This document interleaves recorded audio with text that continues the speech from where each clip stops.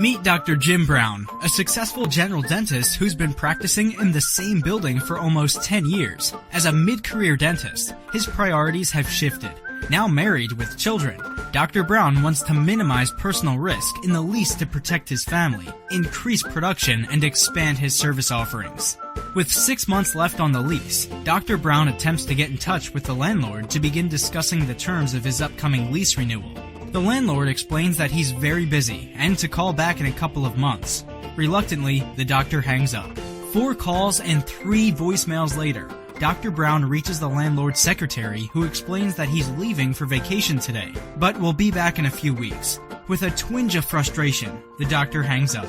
At wit's end, with the clock ticking, Dr. Brown drives down to the landlord's office and demands they discuss the lease renewal terms now.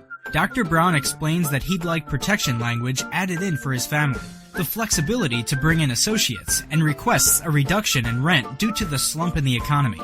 The landlord explains that this is the standard form lease that all tenants in the building sign.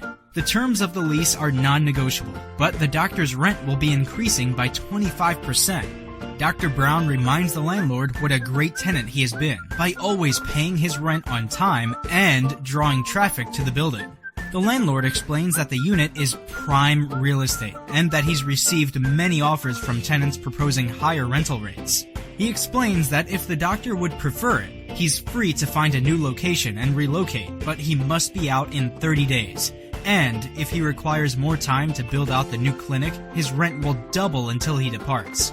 Panicked, Dr. Brown imagines uprooting everything he's worked for over the past 10 years and closing his doors to rebuild a new practice from scratch.